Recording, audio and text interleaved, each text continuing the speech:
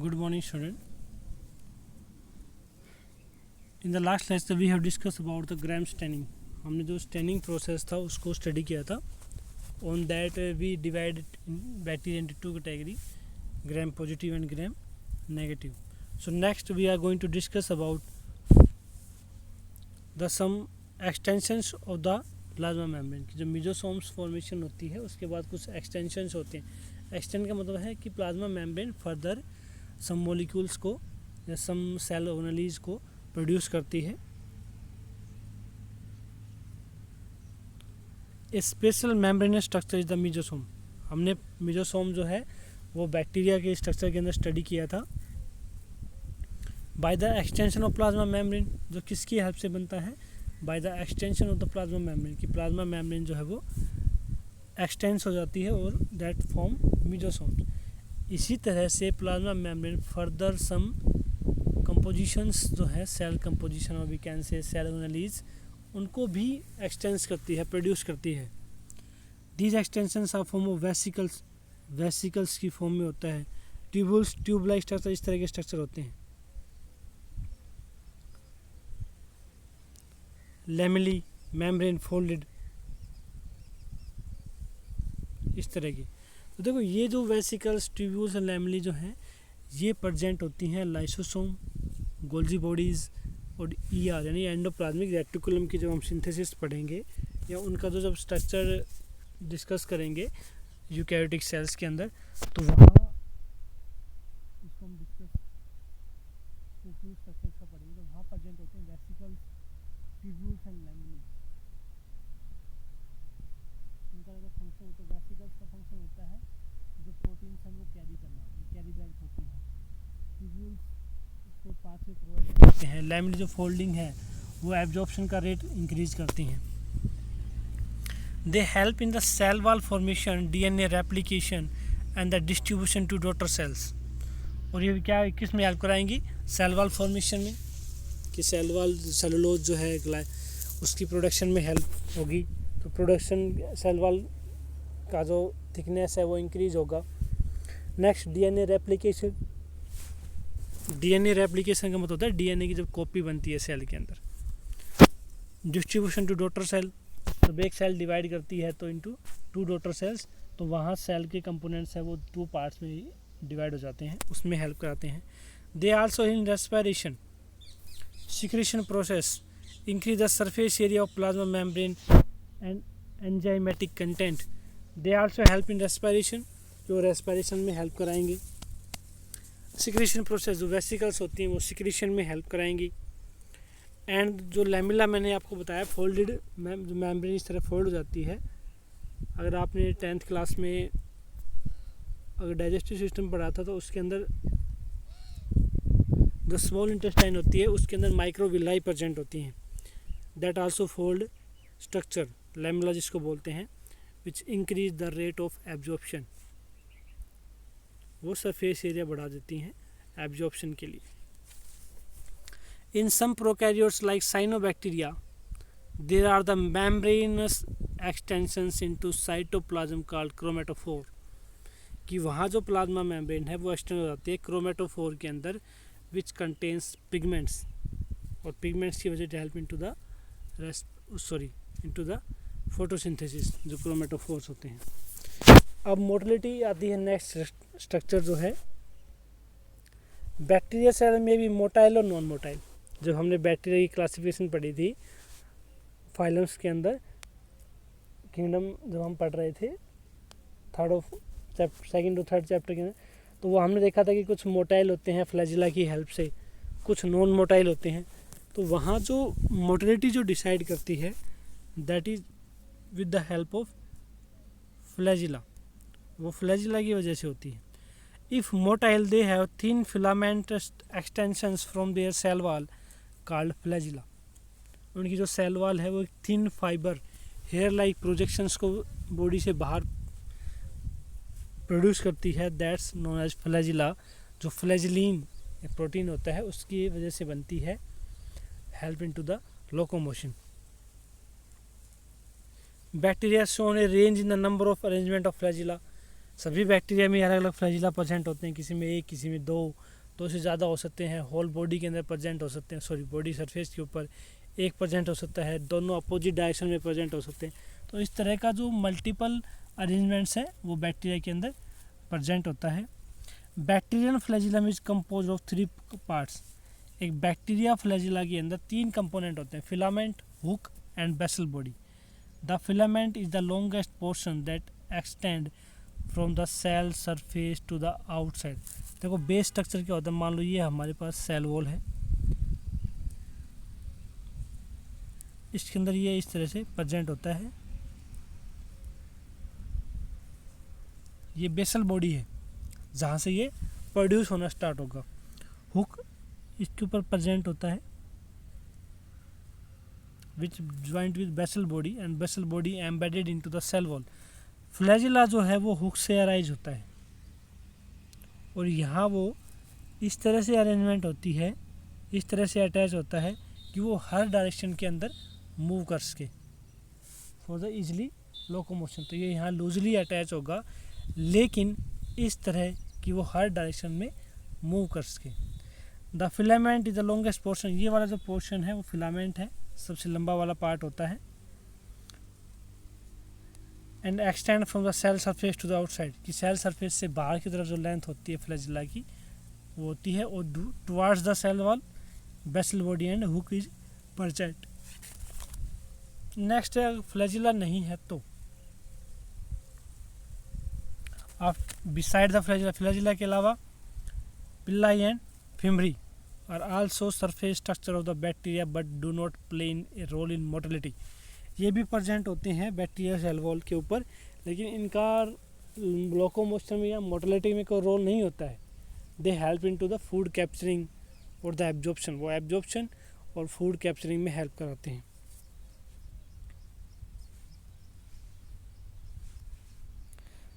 अब बात करते हैं pili are elongated tubular structure made up of special protein पिलीन।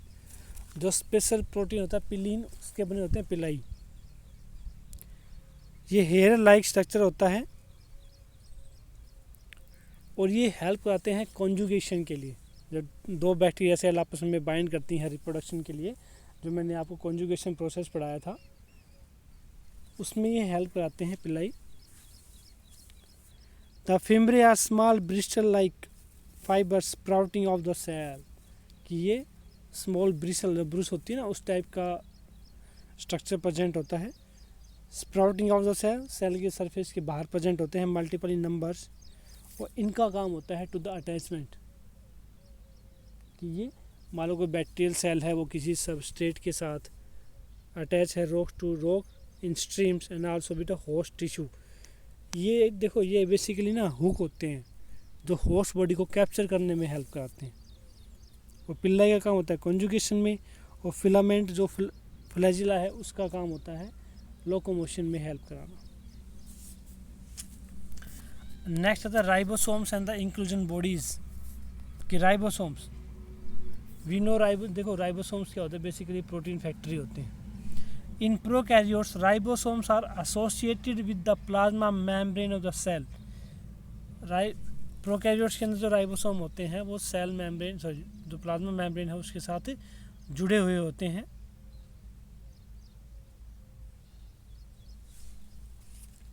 They are about 15 nanometer by 20 nanometer in size, made up of 2 subunit। Ribosome के अंदर चाहे वो प्रोकैरियोट के अंदर हो या यूकैरियोट के अंदर, वो हमेशा 2 कंपोनेंट में प्रेजेंट होंगे।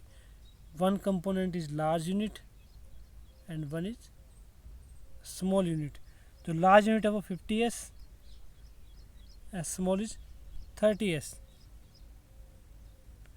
प्रोकैरियोट्स हमेशा 50+30 में प्रेजेंट होंगे और ओवरऑल जो साइज होगा वो 70 होगा।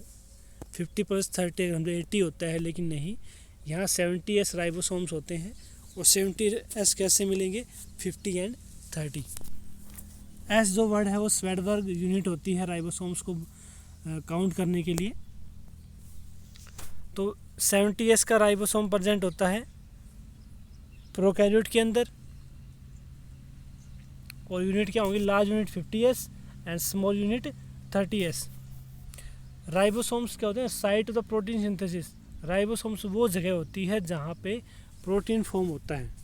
सो we can say ribosomes are the protein factory of a cell.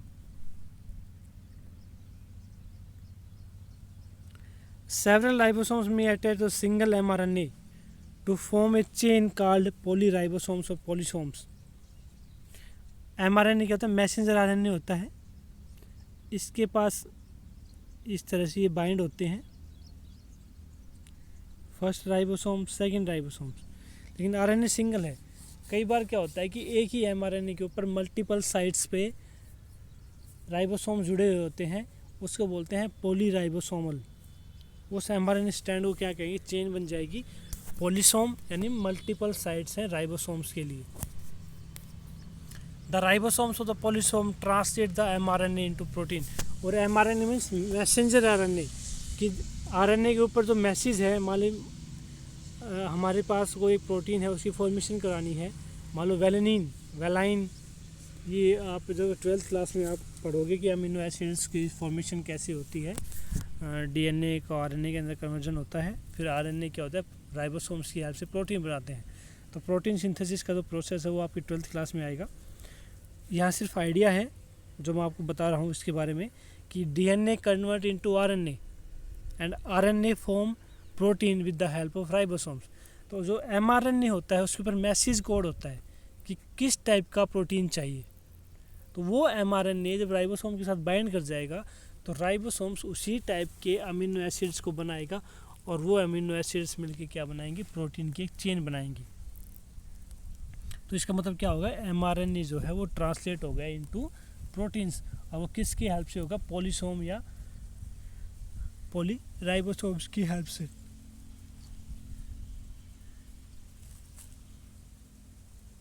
अब बताए inclusion bodies. Inclusion body basically होती हैं रिजर्व मटेरियल्स, कि फूड पार्टिकल्स या अदर कोई कंपोजिशन है सेल के अंदर, उसको रिजर्व करने के लिए, बचाए रखने के लिए। तो inclusion bodies reserve material in prokaryote cells are store in the cytoplasm in the form of including body.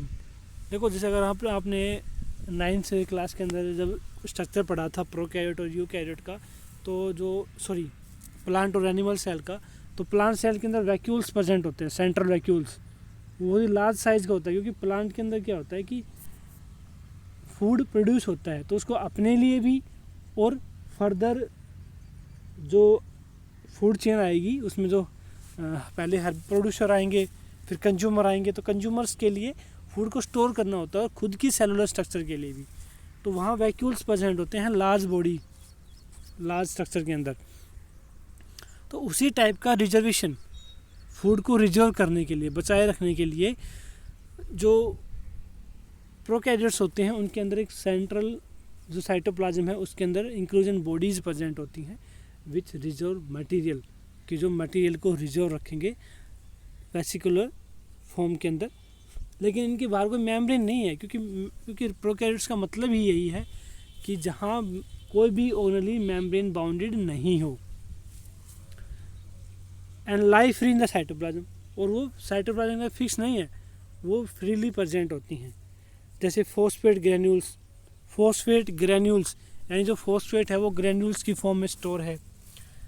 Cyanophycin granules, glycogen granules, gas vacuoles are found in blue green algae and purple and green photosynthetic bacteria. इसके अंदर ये अलग अलग structures हैं वो present होते हैं। देखो, ये सारे बैक्टीरिया जो है वो प्रोकैरियोटिक सेल होती है, तो इसलिए वहाँ पे जो बॉडीज़ हैं जो रिजर्व मटेरियल को रिजर्व करके रखेंगी, that's known as inclusion bodies. और उनका काम होता है मटेरियल को रिजर्व करके रखना, बचाए रखना। तो this is all about the prokaryotic cells.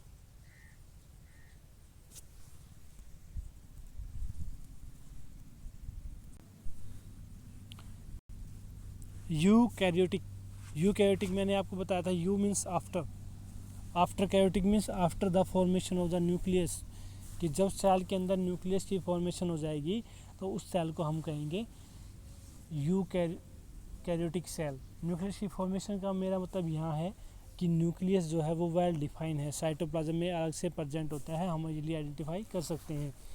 Eukaryotes के अंदर जितनी भी सेल ऑर्गेनेली होंगी उनकी अपनी खुद की मेम्ब्रेन प्रेजेंट होगी जो साइटोप्लाज्म से उसको अलग रखेगी।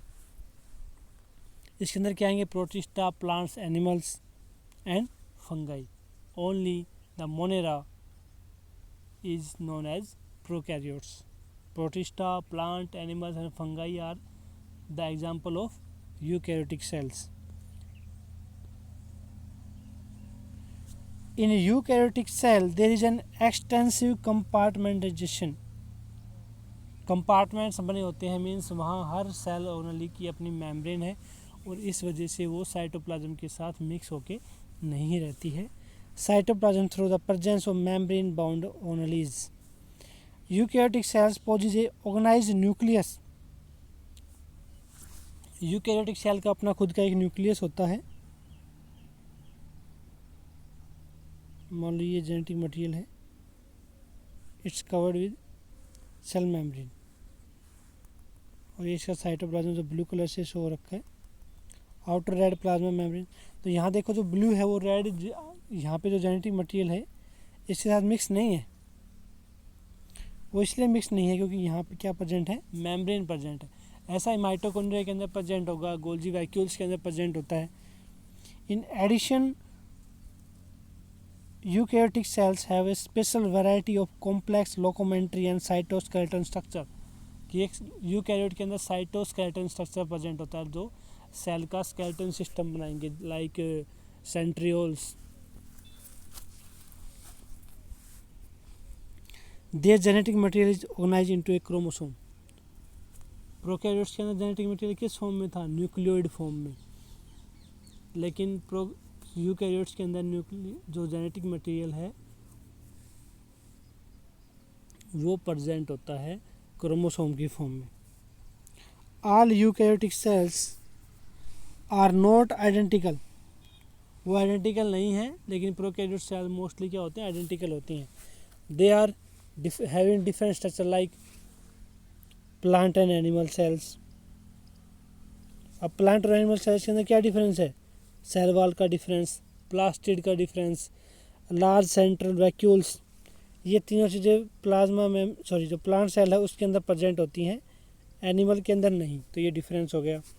On the other hand animal के पास क्या होते हैं? Centriole, which are not present in plant cell, जो प्लांट सेल के अंदर एब्सेंट होते हैं। अब नेक्स्ट है इसमें देखो यहाँ पे दो स्ट्रक्चर दिया हुआ है। फर्स्ट वाला है प्लांट सेल का, सेकंड है animal cell. Let us now look at the individual cell organelles to understand their structure and function. अब हम यूकैरियोट्स में डिस्कस करेंगे all the membrane bounded structures जो सेल ऑर्गेनेलीज हैं, जैसे cell membrane, cell wall, nucleus, mitochondria, Golgi complex, ER complex, फिर ER की further types हैं, ठीक है, सेंट्रल वैक्यूल। तो ये सब जो कंपोनेंट्स हैं सेल के उनको हम डिस्कस करेंगे इन डिटेल स्ट्रक्चर। उससे पहले हम एक टेबुलर फॉर्म में कंपैरिजन पढ़ लेते हैं प्रोकैरियोट का और यूकैरियोट का।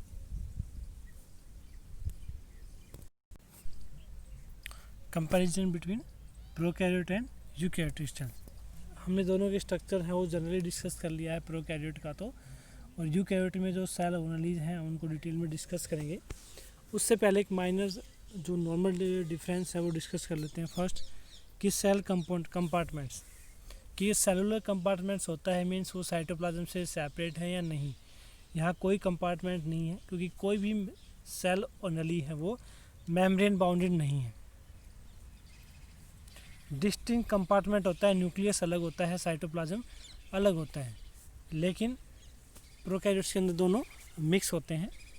सेकंड, सेल वॉल प्रेजेंट होती है, composed of amino sugars and muramic acid या म्यूरेमिक एसिड के बनी होती है।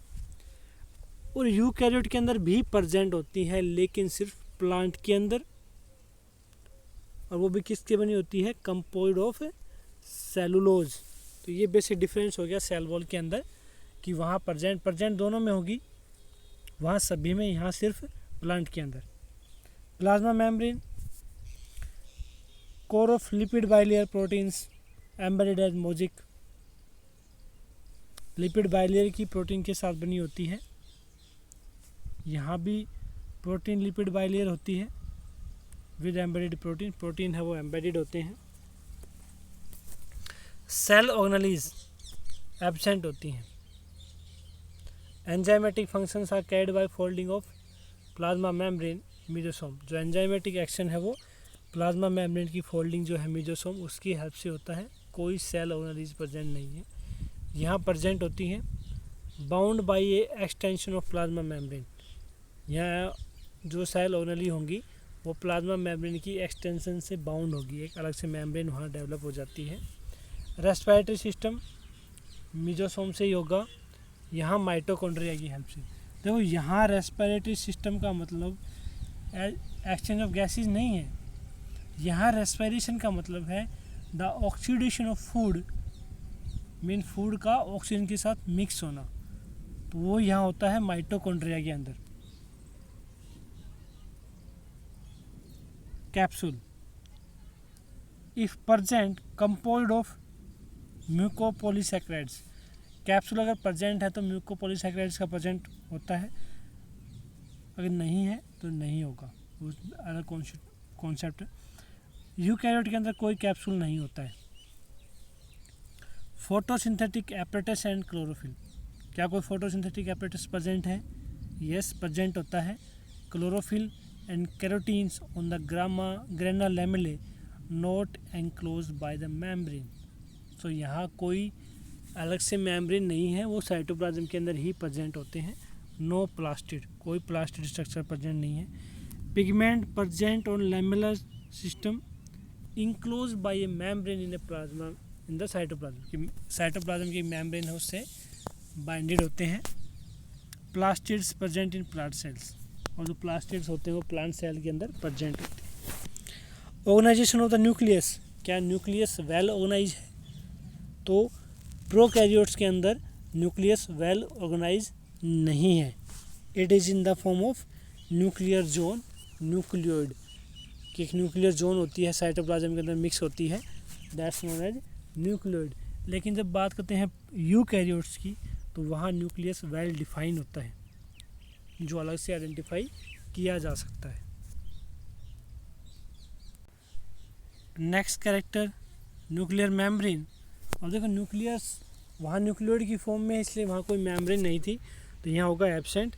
यहाँ प्रेजेंट होती है इन the form of nuclear membrane, कि यहाँ न्यूक्लियस रीजन की जो है कम न्यूक्लियर जोन है उसके बाहर एक मेम्ब्रेन प्रेजेंट होगी, या we can say genetic material is covered with a envelope known as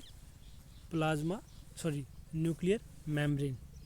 nucleoplasm, कि न्यूक्लियस का अपना खुद का कोई प्लाज्म होता है, यहाँ अनडिफ्रेंशिएटेड होता है, मतलब वो अलग होता है। जो न्यूक्लियोइड रीजन है वो साइटोप्लाज्म के साथ मिक्स है, इसलिए हम इजीली आइडेंटिफाई नहीं कर सकते कि वहाँ न्यूक्लियोप्लाज्म है या नहीं है। अगर प्रेजेंट है तो वो साइटोप्लाज्म के साथ मिक्स होता है। यहाँ denser and differentiated from the cytoplasm, क्योंकि यहाँ न्यूक्लियस के बाहर अपनी मेम्ब्रेन होती है इसलिए वो साइटोप्लाज्म से अलग होता है। न्यूक्लियोलस यहाँ एब्सेंट होगा प्रोकैरियोट्स के अंदर। ये देखो, ये जितने भी कंपोनेंट्स हैं ये हम फर्दर डिस्कस करेंगे वन बाय वन।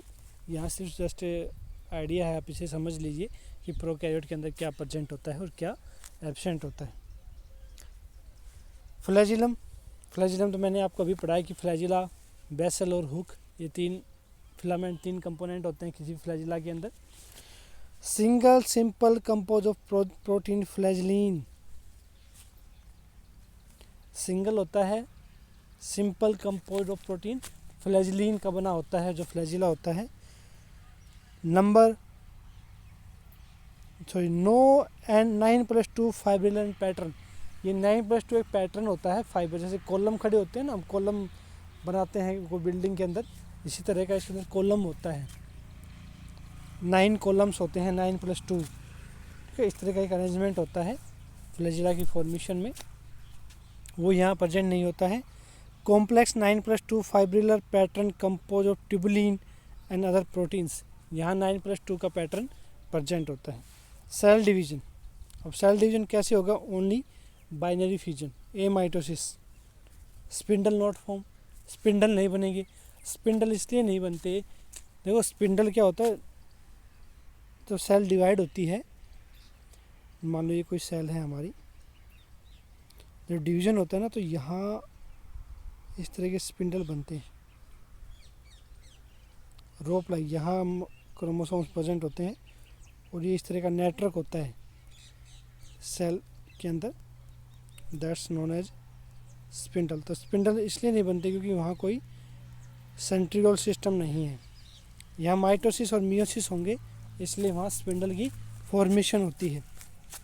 राइबोसोम्स मैंने बताया कि 70S का होता है, यहाँ 80S, और 70S में 2 यूनिट होती है, 50S large unit and 30S small unit. और यूकैरियोट्स के अंदर 80S का होता है, वहाँ 2 यूनिट हैं, 60 एंड 40।